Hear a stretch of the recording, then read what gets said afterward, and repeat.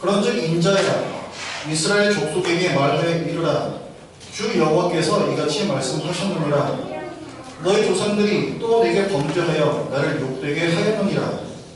내가 내 손을 들어 그들에게 주기로 맹세한 땅으로 그들을 인도하여 드렸더니 그들이 모든 높은 산과 모든 우수한 나무를 보고 거기에서 제사를 드리고 분노하게 하는 제물을 올리며 거기서 또 분향하고 전제물을 부어드린지라. 이 내가 그들에게 이르기를 너희가 다니는 산당이 무엇이냐 하였노라. 그것을 오늘날까지 바마라 일컫느니라. 그러므로 너는 이스라엘 족속에게 이르라. 주 여호와께서 이같이 말씀하셨느니라. 너희가 조상들의 풍속을 따라 너희 자신을 더럽히며 그 모든 가증한 것을 따라 행함하느냐. 너희가 또 너희 아들을 화제로 삼아 불 가운데로 지나게 하며 오늘까지 너희 자신을 우상들로 말미암아 더럽히느냐. 이스라엘 족속아 너희가 내게 묻기를 내가 용납하겠느냐. 주 여호와의 말씀이니라. 내가 나의 삶을 두고 맹세하노니 너희가 내게 묻기를 내가 용납하지 아니하리라. 너희가 스스로 이르기를 우리가 이방인 곧 여러 나라 족속같이 되어서 목석을 경배하리라 하거니와 너희 마음에 품은 것을 결코 이루지 못하리라. 아멘.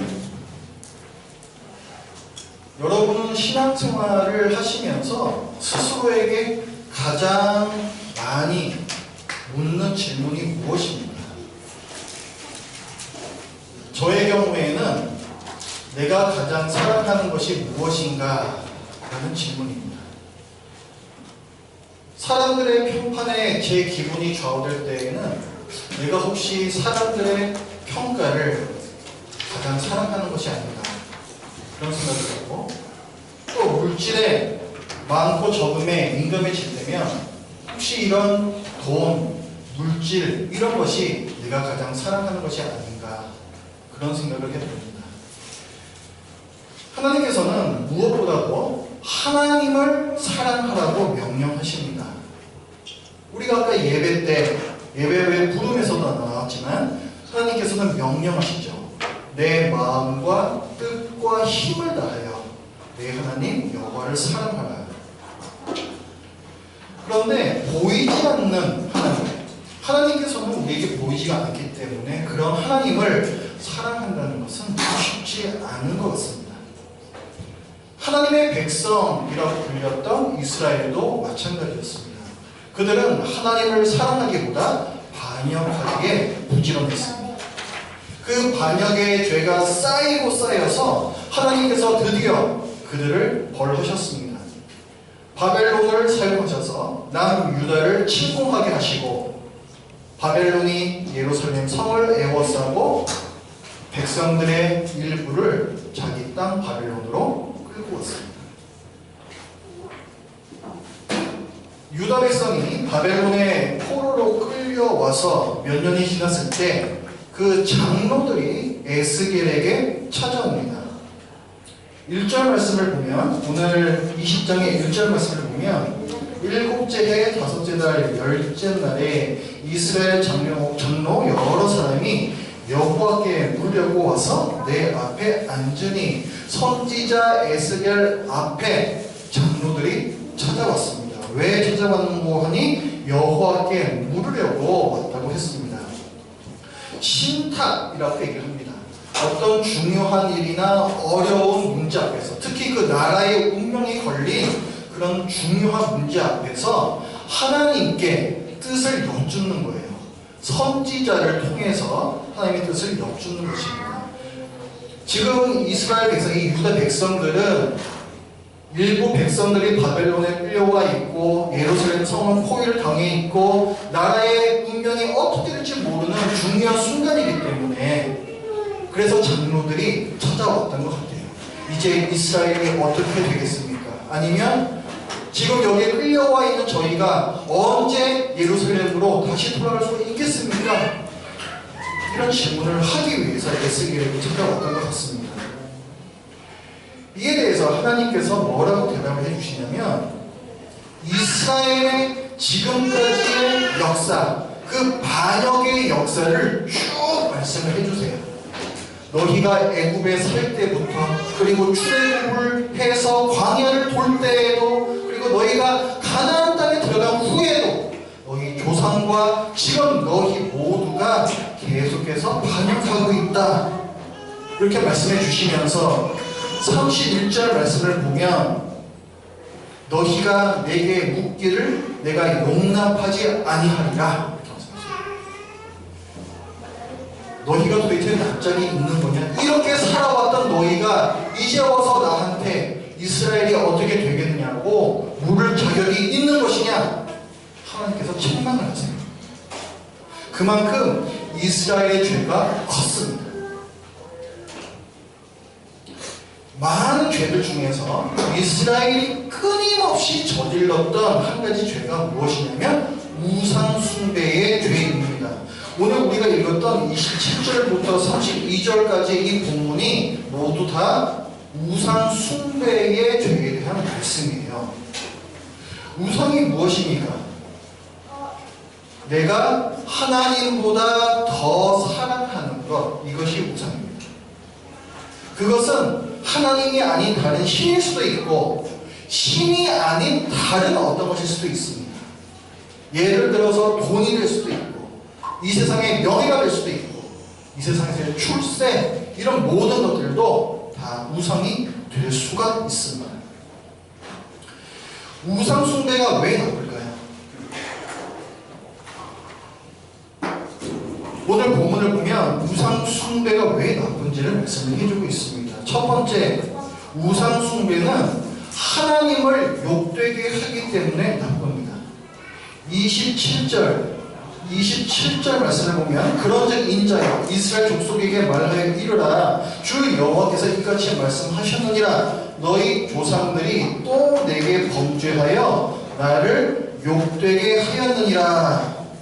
어떤 범죄를 저질렀는지를 그 밑에 28절과 29절에서 말씀해주고 있어요. 너희가 약속의 땅에 들어가더니 높은 산을 보고 또 아름다운 나무를 보고 그 아래에서 또 그 위에서 행음했다. 우상 숭배했다. 그 산을 섬기고 그 산에서 다른 신들을 섬기고 나무 밑에서 또 다른 신상을 섬기고 이런 일을 했다는 거예요. 간음이라는 말이 있죠. 간음, 안 좋은 말이죠.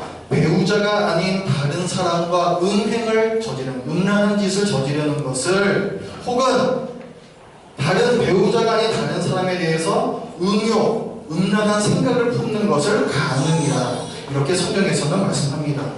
이 간음은 아주 나쁜 죄예요. 왜냐하면 간음이란 배우자를 무시하는 행위이고 배우자를 모독하는 행위이기 때문에 그렇습니다. 배우자에게 가장 큰 상처를 주는 죄가 간음이라는 죄예요. 하나님께서는 하나님을 섬기면서 동시에 다른 것을 같이 섬기는 것도 간음이다. 이렇게 성경 여러 군데서 말씀해 주십니다. 오늘 30절 말씀에서 보면은, 자, 30절을 같이 읽어보죠. 시작. 그러므로 너는 이스라엘 족속에게 이르라. 주 여호와께서 이같이 말씀하시느니라. 너희가 조상들의 풍속을 따라 너희 자신을 더럽히며 그 모든 가증한 것을 따라 행함하느냐. 그 위에서는 어떤 말씀이 나왔었어요? 너희가 높은 산에서 또 나무 아래에서 우상 숭배했다 이게 나왔죠. 그것을 30절에서는 조상들의 풍속을 따라 너희 자신을 더럽히는 짓을 했고 가증한 일을 따라서 행함했다, 가늠했다 이렇게 말씀을 하고 있어요. 하나님과 그 백성의 관계는 결혼과 같습니다. 결혼은 뭐예요? 남편이 아내한테 또 아내가 남편에 대해서 배타적인 헌신을 하는 관계입니다. 남편이 아내가 아닌 다른 여인을 위해서, 혹은 아내가 남편이 아닌 다른 남자를 위해서 헌신한다는 것은 하나님께서 용납하시지 않는 간음이에요. 그래서 오직 상대방 하나만을 위한 헌신이라 해서 배타적인 헌신 관계다 이렇게 얘기합니다. 하나님과 백성 사이의 관계도 마찬가지라는 거예요. 백성은 오직 하나님만을 사랑해야 됩니다. 내가 하나님을 사랑하지만 또 다른 무엇인가를 그만큼 혹은 그 이상으로 사랑한다. 그것은 두 남편을 또 두 아내를 섬기는 간음입니다.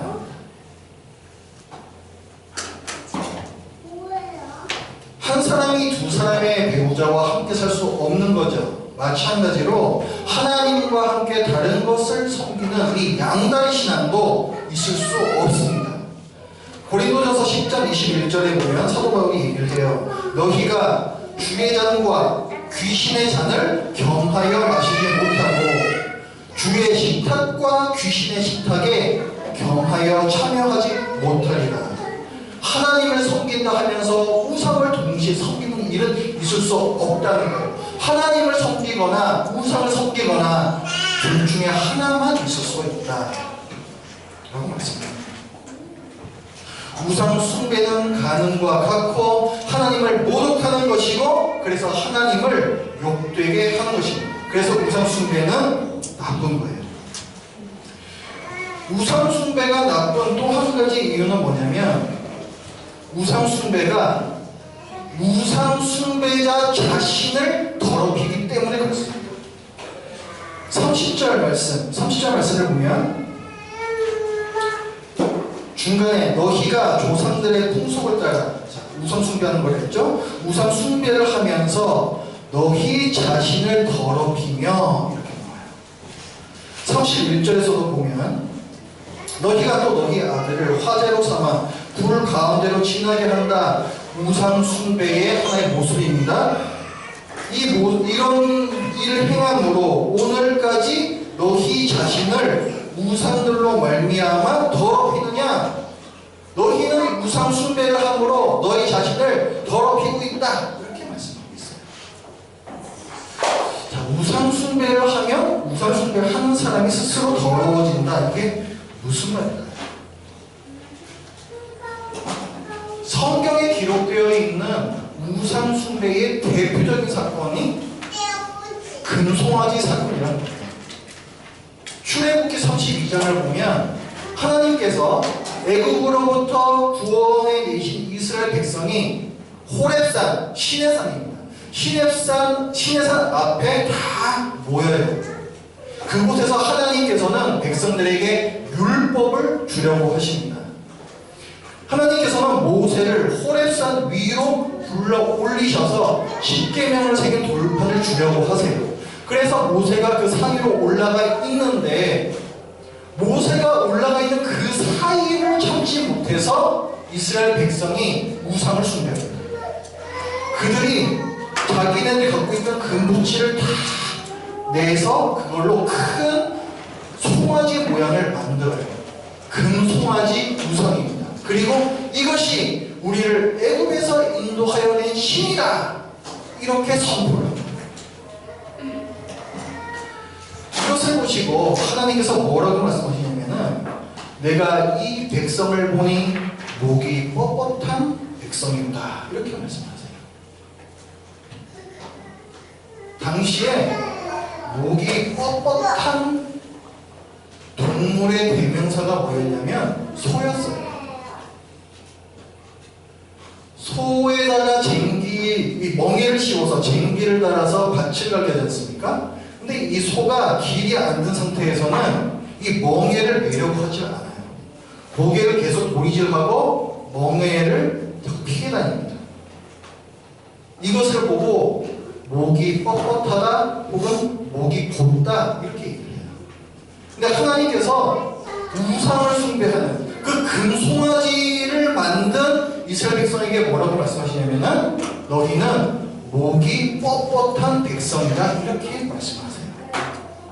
지금 무슨 일이 일어나는 거예요? 이스라엘 백성이 소를 만들었잖아요. 그리고 소를 숭배하고 앞서 경배했죠. 근데 이 이스라엘 백성이 바로 그 소처럼 변해버렸다는 거예요. 소를 섬기는 이스라엘이 소를 닮아갔다. 사람은 원래 하나님의 형상입니다. 사람은 하나님을 닮은 영광스러운 존재인데 이스라엘이 하나님이 아닌 송아지 우상을 경배함으로써 스스로 소를 닮아가게 됐습니다. 스스로 자기의 격을 떨군 것입니다. 시편 106편 말씀에 보면 이렇게 말씀해요. 그들이 호렙산 시내산에서 송아지를 만들고 부어 만든 우상을 경배하여 자기 영광을 풀먹는 소의 형상으로 바꾸었도다. 하나님의 형상으로 빚어진 자기 영광스러운 그 형상을 풀이나 먹는 소의 형상으로 스스로 바꾸어버린 것, 그게 뭐냐 하면 금송아지를 섬긴 이 우상숭배 사건이라는 거예요. 우상숭배는 가장 높으신 하나님의 형상이 아닌 그보다 훨씬 낮은 그 저급한 피조물을 닮아가게 합니다. 그걸 통해 스스로를 하락시켜요. 우상이란 뭐예요? 사람이 만든 거죠? 돌이나 나무나 금속으로 만든 것이 우상입니다. 그 우상은 생명이 없어요. 이런 것들을 섬기는 사람은 그들이 섬기는 그 대상, 생명이 없는 그 조각처럼 생명이 없는 존재가 되어버립니다. 우리 시편 115편을 한번 좀 보겠습니다. 여기 책을 펴주시고 좀 앞으로 넘기셔서 시편 115편 말씀을 보실게요.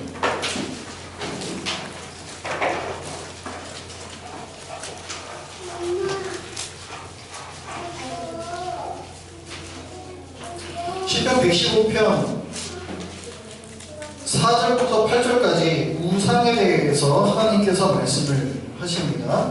자, 115편 4절부터 제가 읽겠습니다. 눈으로 잘 따라와 주시기 바랍니다. 그들의 우상들은 은과 금이요 사람이 손으로 만든 것이라. 입이 있어도 말하지 못하며 눈이 있어도 보지 못하며 귀가 있어도 듣지 못하며 코가 있어도 냄새 맡지 못하며 손이 있어도 만지지 못하며 발이 있어도 걷지 못하며 목구멍이 있어도 작은 소리조차 내지 못하느니라. 우상이 그렇다는 거죠? 그렇죠? 당연한 거죠? 생명이 없으니까. 그러면서 8절에서 뭐라고 말씀하냐면 8절 같이 읽어보죠. 시작. 우상들을 만드는 자들과 그것을 의지하는 자들이 다 그와 같으리로다. 아멘. 우상을 숭배하는 자는 우상과 같아지리라 이렇게 얘기를 해요. 우리가 4절부터 7절까지 뭘 봤습니까? 감각이 없는 우상에 대해서 봤죠? 왜 감각이 없어요? 생명이 없기 때문에 그렇습니다. 우상을 섬기는 사람도 그래요. 우상을 섬기는 사람은 하나님의 말씀을 들어도 듣지 못하고 하나님께서 행하시는 일을 보아도 보지 못합니다. 이것은 우상 숭배하는 자들에게 영적인 생명이 없다는 증거예요. 영적인 생명이 없기 때문에 영적인 감각 역시 없는 것입니다. 성경에서는 이것을 영적으로 죽었다 이렇게 얘기해요. 출애굽기에 보면은 바로왕이라는 사람이 나오죠. 애굽의 바로왕. 애굽의 바로왕은 모세가 선포하는 하나님의 말씀을 그렇게 많이 들었는데도 그 말씀을 듣지 않았습니다. 또 이 바로왕은 하나님께서 행하시는 그 이적, 우리는 이 시대에 그 단 하나도 경험할 수 없는 이적을 10번을 경험했으면서도 그것이 하나님이 행하시는 일이라고 보지를 못했어요. 왜 그렇습니까? 바로왕이 영적으로 죽어있는 사람이기 때문에 그래요. 사도 바울은 에베소서 4장 18절에서 이런 사람들, 우상을 경배하는 사람들, 정말 그 애굽 신을 섬기느라 영적으로 죽어버렸던 바로왕 같은 이 시대의 우상 숭배자들에 대해서 이렇게 얘기합니다. 그들의 총명이 어두워지고 그들 가운데 있는 무지함과 그들의 마음이 굳어짐으로 말미암아 하나님의 생명에서 떠나 있도다. 하나님의 생명, 영적인 생명이 없다는 거예요. 그래서 어떻게 되었는가? 그들이 감각 없는 자가 되어 자신을 방탕에 방임하여 모든 더러운 것을 욕심으로 행하고 있다. 고린도서 4장 18절부터의 말씀입니다. 이 시대의 우상을 숭배하는 자들은 생명 없는 자들이 되어 아무것도 보지도 듣지도 못하며 오직 자기 욕심대로 방탕하게 살고 있다. 그것이 이 시대의 우상 숭배자들에 대한 하나님의 평가입니다.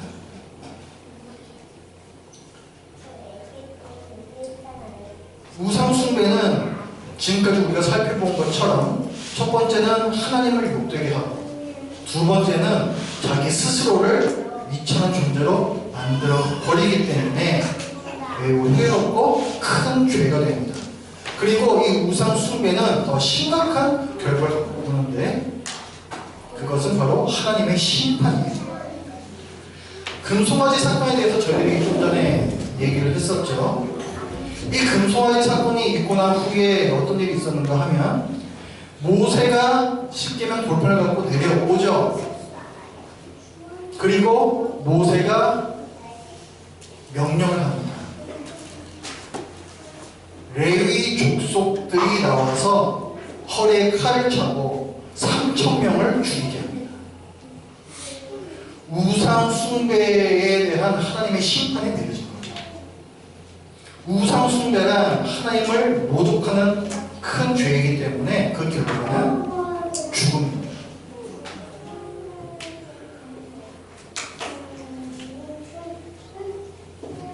이 세상의 모든 사람들, 어쩌면 이 중에도 여전히 하나님보다는 다른 것을 섬기는 우상숭배자들이 있을 수가 있습니다. 내가 하나님을 사랑한다고는 하나 여전히 양다리 신앙을 걸치고 하나님과 함께 다른 것에 헌신하는 그런 간음하는 영적인 간음자가 있을 수가 있다는 거죠. 하나님께서는 우리의 이런 죄성을 잘 알고 계시면서 동시에 하나님께서 사랑하는 자들이 결코 우상 숭배하는 자들로 몰락하지 않게 하겠노라고 그렇게 선언하십니다. 오늘 본문으로 다시 넘어오셔서 32절 말씀 주십시오. 에스겔 20장 32절입니다. 32절을 같이 읽습니다. 시작. 너희가 스스로 이르기를 우리가 이방인 곧 여러 나라 족속같이 되어서 목성을 경배하리라 하거니와 너희 마음에 품은 것을 결코 이루지 못하리라. 아멘. 우리는 계속해서 우상을 찾아다닙니다. 목석, 나무와 돌로 만들어진 우상들이죠. 그 우상들을 통해서 내 욕심을 만족시키고자 하고 계속해서 하나님을 떠나려고 해요. 하지만 하나님께서는 그런 우리를 그대로 두시지 않겠노라고 우리를 붙잡으시겠다고 말씀합니다. 그 일은 결코 이루어지지 아니하리라. 내 백성을 내가 결코 잃어버리지 아니하리라 말씀해 주십니다. 영적으로 보지 못하고 듣지 못하는 그 영적으로 죽어있는 상태, 그리고 자기 욕심과 죄를 지으면서 사는 상태, 죽음의 심판을 앞둔 상태에서 그러면 우리는 어떻게 벗어날 수가 있을까요? 성경은 이렇게 뒤집혀버리는, 우상을 사랑하는 것에서 하나님을 사랑하는 것으로 뒤집혀버리는 이 사건이 하나님의 선물이며 우리의 독립적인 의지로는 결코 이룰 수 없는 일이라고 말씀합니다. 신약 성경으로 가보겠습니다. 누가복음 10장 말씀드리죠. 누가복음 10장입니다.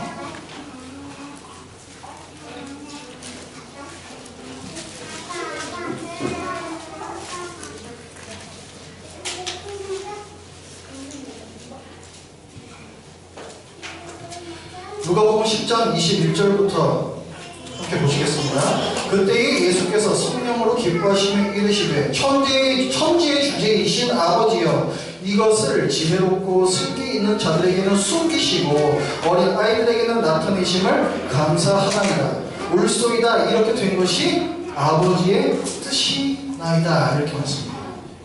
지금 무슨 사건이 있었냐면은 예수님께서 그 제자들을 마을로 보내셨습니다.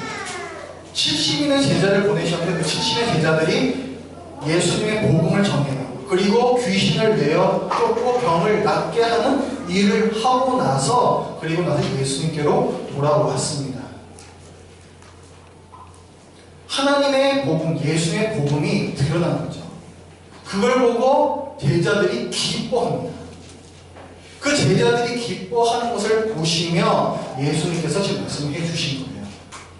지금 제자들에게는 하나님의 영광을 보는 눈이 생겼습니다. 근데 그 일이 어떻게 생겼는고 할 때에 천지의 주제이신 아버지께서 그렇게 해주셨다는 거예요. 아버지께서 숨길 자들에게는 숨기시고 보여주실 자들에게는 그것을 나타내 보여주셨다는 것입니다. 그 밑에 22절 말씀에서도 그런 얘기들이 계속해서 나와요. 내 아버지께서 모든 것을 내게 주셨으니 아버지 외에는 아들이 누구인지 아는 자가 없고 아들과 또 아들의 소원대로 계시를 받는 자 외에는 아버지가 누구인지 아는 자가 없나이다. 우리가 하나님이 누구신지 예수님이 누구신지 어떻게 알 수 있습니까? 내 의지로 알 수 있는 게 아니라는 거예요. 하나님 아버지께서 내게 그런 믿음을 선물로 주실 때에 비로소 믿음이 생긴다는 것입니다. 23절에서 제자들을 돌아보시며 조용히 이르시되 너희가 보는 것을 보는 눈은 복이 있도다. 내가 너희에게 말하노니 많은 선지자와 임금이 너희가 보는 바를 보고자 하였으되 보지 못하였으며 너희가 듣는 바를 듣고자 하였으되 듣지 못하였느니라. 왜 보지 못하고 듣지 못했다 이 말씀이 여기서 또 나올까요? 구약시대의 이스라엘 백성들이 그렇게 하나님의 말씀을 듣고도 듣지 못하고 하나님의 역사를 보고도 보지 못한다. 그 패역함과 대조하여서 이제는 하나님께서 너희들에게 믿음을 주시기 때문에 그로 인하여 너희가 영적인 진리를 알게 될 거라는 거예요. 예수 그리스도를 믿을 때에 이런 뒤집기가 시작이 됩니다. 보지 못하는 것을 보게 되고 듣지 못하는 것을 듣게 되는 뒤집기. 우리가 예수 그리스도를 믿을 때 영적으로 거듭나는 이것을 중생이라고 얘기합니다. 중생은 뭐냐면 다시 살아난다는 거예요. 우리가 다시 살아나기 전에는 영적인 감각기관이 죽어 있습니다. 썩어 문드러져서 떨어져 나가 있어요. 그런데 우리가 중생하게 되면 다시 영적으로 다시 거듭나게 되면 그 영적인 감각기관이 다시 재생이 되기 시작해요. 그래서 시간이 흐를수록 영적 감각기관이 더 자라고 자라면서 성경을 더 진지하게 읽게 되고 성경을 읽을 때 그 말씀을 더 잘 깨닫게 되고 또 성경의 말씀에 더 예민하게 반응하는 모습이 나오게 됩니다. 점점 더 하나님의 형상을 닮아가게 되는 거죠. 우상숭배라는 것은 참 비참한 것입니다. 세상에서 하나님의 형상으로서 살아가는 것 대신에 거짓된 형상을 만들어 스스로를 영적으로 묶어버리는 이 일은 얼마나 어리석은 일이 되겠습니까?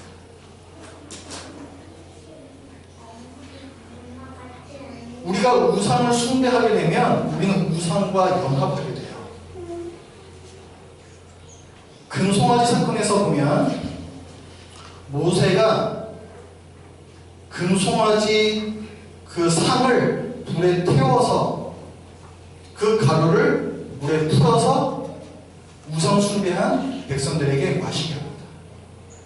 그리고 그 백성들이 나중에 칼로 죽죠.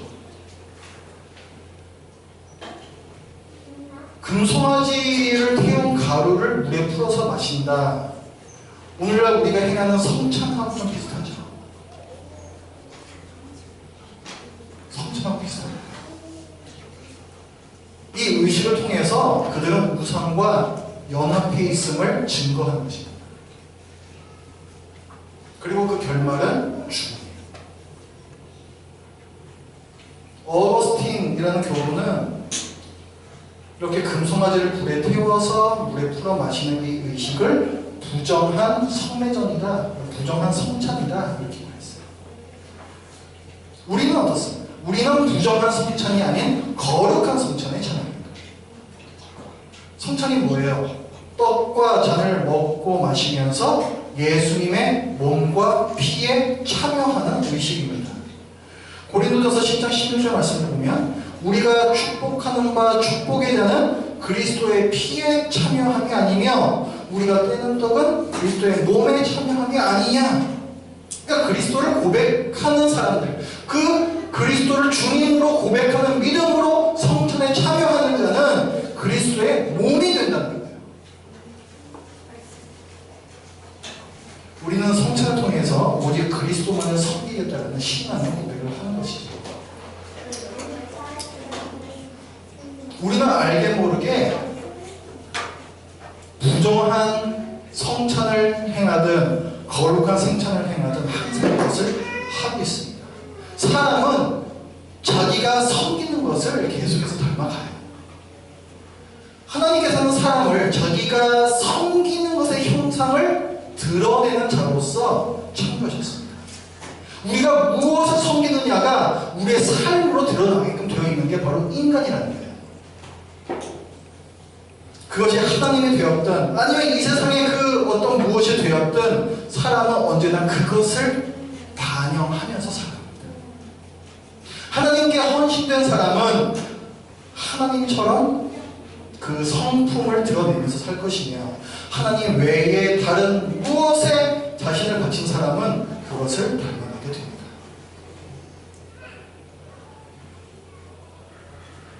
우리가 우상을 숭배하지 않는 삶을 살아가기 위해서는 예수 그리스도를 믿는 그 믿음으로 살아가야 돼요. 우리는 예수 그리스도를 믿음으로 생명을 얻고 또 예수 그리스도를 섬김으로써 그리스도를 닮아갑니다. 우리 삶 가운데 있는 우상 숭배 요소들을 우리가 잘 생각해 봤으면 좋겠어요. 우상 숭배란 하나님이 아닌 다른 것을 섬기는 것만을 뜻하지 않습니다. 하나님과 동시에 다른 것을 함께 섬기는 것. 우리 모습 안에 많이 들어갈 수가 있어요. 우리 삶에서 그런 부분들을 잘 분별하고 또 그런 우상이 있다면 그것을 제거하여서 오직 예수 그리스도만을 섬겨 예수 그리스도를 닮아가는 우리 모두가 되기 바랍니다. 기도하겠습니다.